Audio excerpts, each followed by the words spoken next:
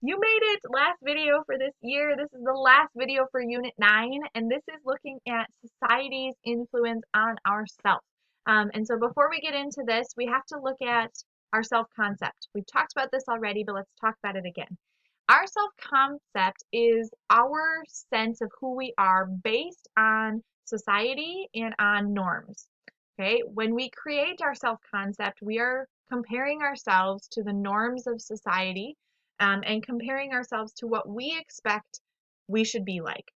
For example, a girl feels like she fits in more with the boys, and so she's going to call herself a tomboy. Her self-concept is a tomboy because she fits in and does things that boys normally like, right? Those are the norms that society has. Boys like sports, girls like dolls, girls like wearing pink and behave ladylike, whereas boys battle their emotions and explode in anger and aggression. That's the idea of our self-concept, comparing ourselves to what society expects us to be. So how does this shape?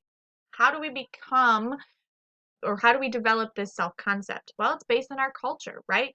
Our self-concept is based on what society is around us. And so that's going to look very different in an individualistic society versus a collectivist society. So a lot of research has been done on this. Some of this research was done in response or because of and for the Brown versus Board of Education case back in the 50s. And what Kenneth Clark wanted to find out is, did the separate but equal norm of society impact the way Black children see themselves and view themselves? And does it change their self-concept? And what he did is he took two dolls, one was black, one was white, and he put them in front of children. And he looked at children of all different races. I shouldn't say all different, I should say white and black children. And he asked different questions. Questions like, which doll is prettier? Which doll is meaner? Which doll is likely to make more money? Which doll is likely to get in trouble more? And then he recorded what the children said about each doll. And then he asked the child, which doll looks like you? And they responded that way. And what he found is that the Black children, and actually all of the children, oftentimes showed the negative questions to the Black doll. He concluded that prejudice, discrimination, and segregation caused these Black children to develop a sense of inferiority and self-hatred. They see themselves as this Black doll that they just completely explained as a negative thing, right? More likely to get in trouble, uglier, less likely to make money. All of these things helped shape that child's self-concept.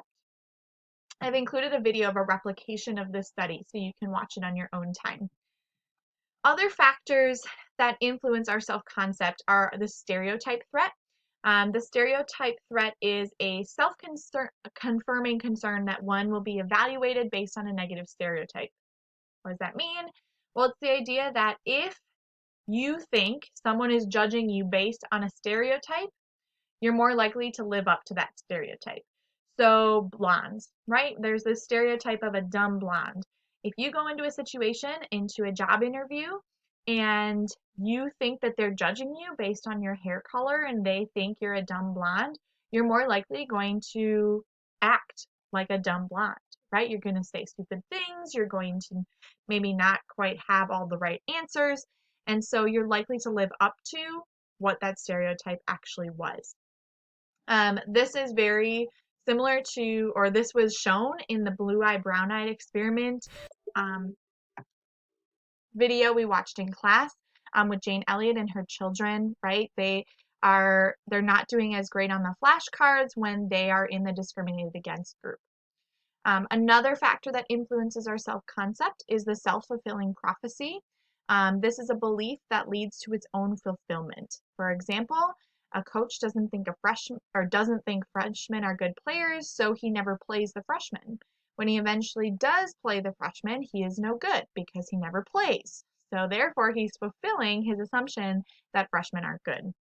So social and cultural groups of other people tend to treat them a certain way. So the self-fulfilling prophecy kind of is the idea that we're going to live up to this idea that we're not good because we're not given a chance to be good. And here's a video for stereotypes that they can look at. Okay, let's look at conflict. So conflict is the perceived incompatibility of actions, goods, goals, or idea. Conflict is the idea when you're not getting along, right? And it can be physical conflict, it can be verbal conflict, it can be emotional or social conflict, and it can cause a destructive cycle. The first would be a social trap. A social trap is a situation where we pursue our personal interests at the cost of our collective well-being.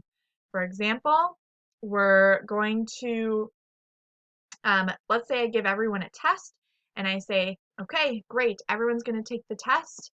And then I take it back and I notice that someone cheated on it.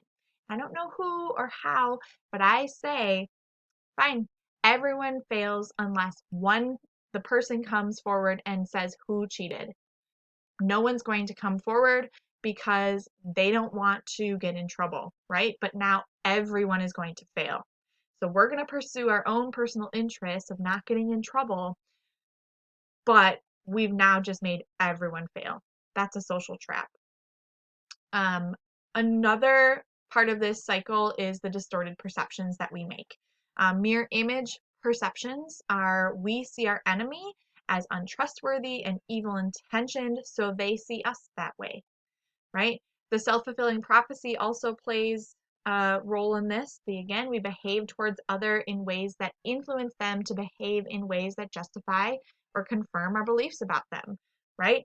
So we treat others poorly, and so they're justified in treating us poorly in return. This doesn't bode well in conflict. Okay, you've made it. Good job, guys. I'm proud of you and can't wait to start reviewing for the AP test.